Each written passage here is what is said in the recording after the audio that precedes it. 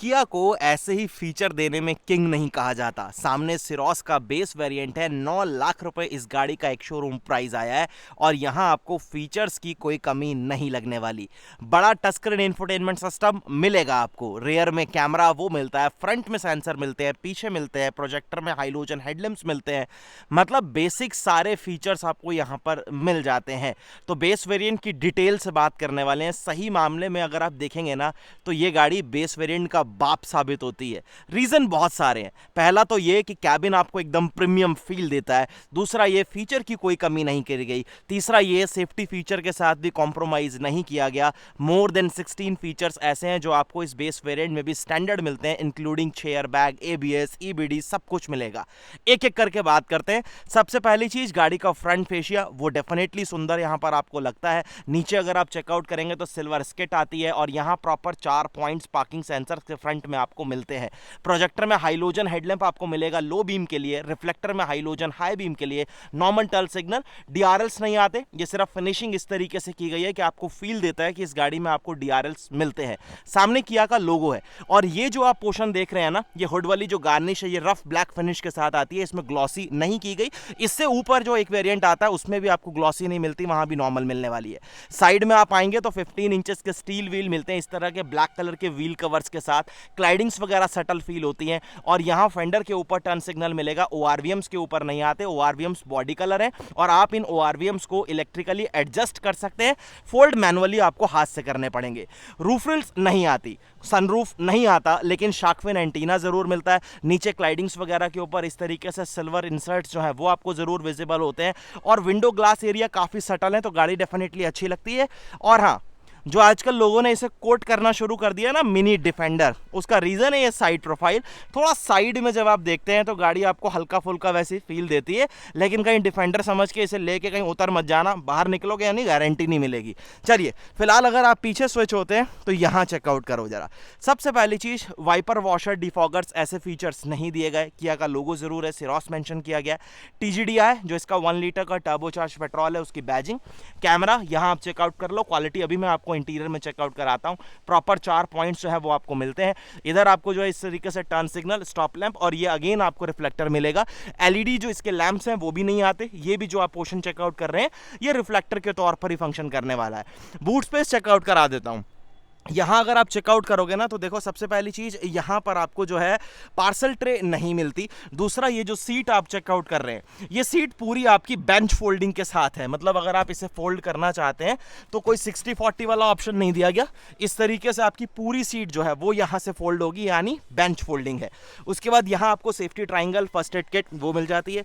नीचे आपको spare wheel मिलेगा जो कि सेम साइज का है, 15 इंचेस वाला और नॉर्मल स्टील व्हील के साथ आएगा। टूल किट्स वगैरह प्लेस्ड हैं। ट्रिम ऊपर हार्ड प्लास्टिक से कवर्ड मिलती है। इमरजेंसी एग्जिट के लिए स्लॉट वो अवेलेबल है। इधर आपको बढ़िया ग्रैब हैंडल मिलेगा ताकि इजीली आप इसे जो है वो क्लोज कर पाएं। कैबिन में चलते हैं, पहले आपको चाबी दिखाता हूं। की फॉब अच्छा है और वही प्रीमियम टच आपको इसके बेस वेरिएंट से मिलता है। किया का एम्बलम है। लॉक अनलॉक होल्ड करेंगे तो गाड़ी का बूट जो है वो आप रिलीज कर पाएंगे। उसके बाद अगर आप यहां स्विच होते हैं सबसे पहले सेकंड रो में, तो जो चीज मुझे सबसे ज्यादा सेंसिबल लगी ना, आप वो चेकआउट करो। बेस वेरिएंट से ही आपको प्रॉपर यहां पर इस तरीके से ब्लाइंड्स मिल जाते हैं जो कि बहुत अच्छी चीज है। दूसरी चीज, डुअल टोन डोर्स आपके पास वो अवेलेबल है। हालांकि सब कुछ हार्ड प्लास्टिक में, कहीं फैब्रिक का इस्तेमाल नहीं मिलेगा। उसके बाद यहाँ चाइल्ड सेफ्टी लॉक वो आपके पास अवेलेबल है। पावर विंडो के बटन के ऊपर प्रॉपर इस तरीके से मार्किंग की गई है। सैटिन फिनिशेस वो आपको मिल जाती हैं। स्पीकर के ऊपर इस तरीके से ऑरेंज कलर के इंसर्ट्स मिलते हैं जो कि थोड़ा और अच्छा एलिमेंट ऐड करते हैं। और यहाँ बढ़िया बॉटल होल्डर वो आपके पास है। यहाँ अगर आप चेकआउट करेंगे ना, सीट्स फुल ऑन फैब्रिक की हैं। तीनों पैसेंजर के लिए 3 पॉइंटेड सीट बेल्ट जो है वो आपको मिलती है। हेडरेस्ट 2 आएंगे, दोनों फिक्स्ड हैं। सीट की हमने ऑलरेडी बात करी कि आपकी पूरी बेंच फोल्डिंग सीट है। कोई आर्मरेस्ट वगैरह नहीं आता, लेकिन आइसोफिक्स सीट्स के माउंट आपको जरूर मिल जाते हैं। उसके बाद कैबिन में यहां अगर आप चेकआउट कर रहे हैं तो लैंप इस तरीके से आपको हाइलोजन में मिलते हैं। कोट हुक जो है वो केवल आपको यहां पर एक साइड पर मिलती है। रेयर में एसी वेंट्स आते हैं। आर्मरेस्ट जो है वो भी आपको मिलेगा और ये प्रॉपर लेदरेटेड है, यानी सॉफ्ट टच आपको मिलता है। प्लस सी टाइप के 2 पोर्ट्स अवेलेबल है। फोन रखने के लिए जगह जो है वो भी आपको प्रॉपर मिलती है बेस वेरिएंट से ही।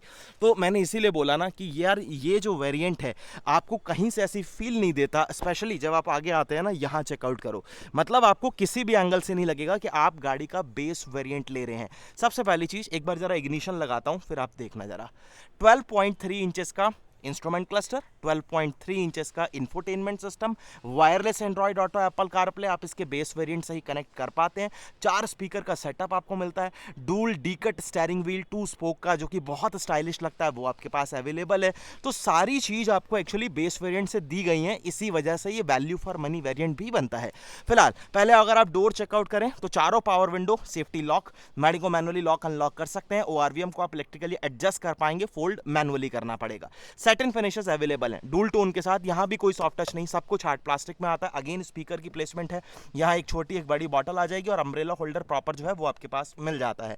सीटें फैब्रिक की हैं, लेकिन ड्राइवर साइड के लिए कोई हाइट का एडजस्टमेंट नहीं आएगा।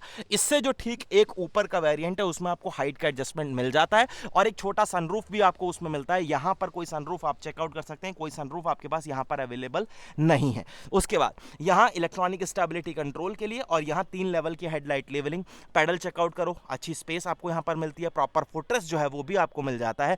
और यहां पर अब आप जरा कैबिन में स्विच होते हैं, यहां देखो जरा आप, सबसे पहले ना तो आप ये स्टीयरिंग व्हील ही चेकआउट कर लो, लगता है ना एकदम स्पोर्टियर सा। उसके बाद ये जो आप कंट्रोल्स देख रहे हैं ये आपके एसी से रिलेटेड है, यानी आपका टीपीएमएस वगैरह, करंट ट्रिप, वो सारी चीज़ें आपको यहाँ पर विजिबल हो जाती हैं।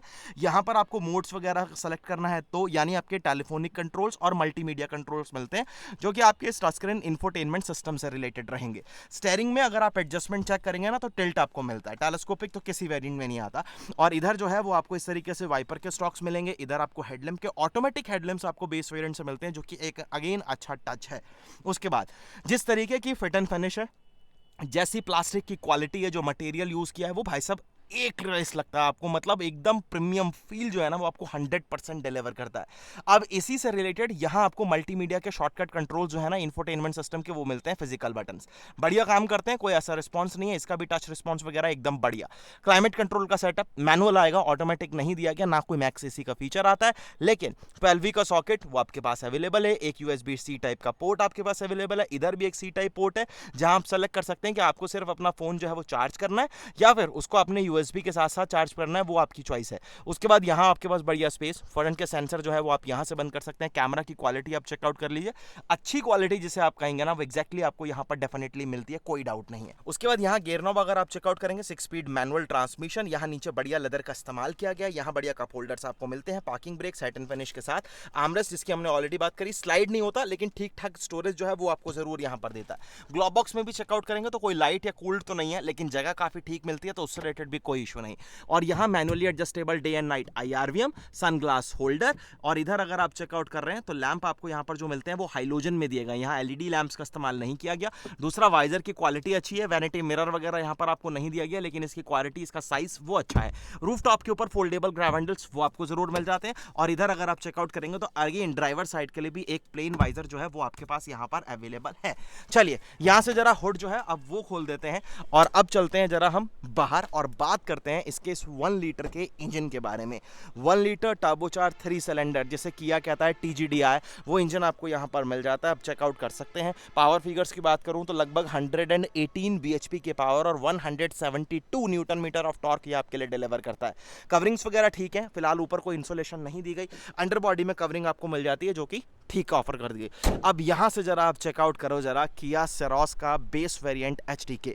यार मेरे को ये वेरिएंट सही में वैल्यू फॉर मनी लगा। अगर आप इससे 1 लाख रुपए और ऊपर देते हैं तो वहाँ डेफिनेटली आपको कुछ फीचर्स एक्स्ट्रा मिलते हैं जो कि है HDK ऑप्शनल। अब ऑप्शनल में एक सनरूफ आ जाता है, दूसरा ये टर्न सिग्नल आपके ORVM के ऊपर जाते हैं, ORVM को आप वहाँ पर इलेक्ट्रिकली एडजस्ट भी कर सकते हैं, रूफ रिल्स जो है वो एड ऑन हो जाती हैं। तो ऐसे कुछ फीचर्स हैं। और यहाँ आपको केवल 4 स्पीकर्स दिए गए हैं, वहाँ पर 4 स्पीकर के साथ आपको 2 ट्विटर्स जो है वो भी एड ऑन के तौर पर मिलते हैं। ड्राइवर साइड की सीट की हाइट जो है वो एडजस्ट कर सकते हैं, एक वैनिटी मिरर ऐड हो जाता है। तो ये कुछ चीज़ें वहाँ पर आपको एक्स्ट्रा मिलती हैं, लेकिन फिर भी ये पूरी तरीके से वैल्यू फॉर मनी वेरिएंट है। वहाँ आपको लाख रुपए एक्स्ट्रा देने भी पड़ते हैं। हाँ, अगर आपको एक ऐसी ही कार चाहिए, भाई मेरे को सनरूफ मेरी प्रायोरिटी है, मतलब आजकल होता है ना कि भाई सनरूफ के बिना तो गाड़ी लेनी ही नहीं है, चाहे उसमें पावर विंडो ना आए, चाहे उसमें सेंट्रल लॉकिंग ना आए, लेकिन सनरूफ आना चाहिए, तो फिर आपको इससे एक ऊपर के वेरिएंट में जाना पड़ेगा जो कि है HDK ऑप्शनल। ये HDK यानी इसका बेस वेरिएंट था जिसका एक शोरूम प्राइस है 9 लाख रुपए। कैसी लगी आपको गाड़ी मुझे एक बार कमेंट में जरूर बताना। मुझे वैल्यू फॉर मनी वेरिएंट यही लग रहा है एक्चुअली में।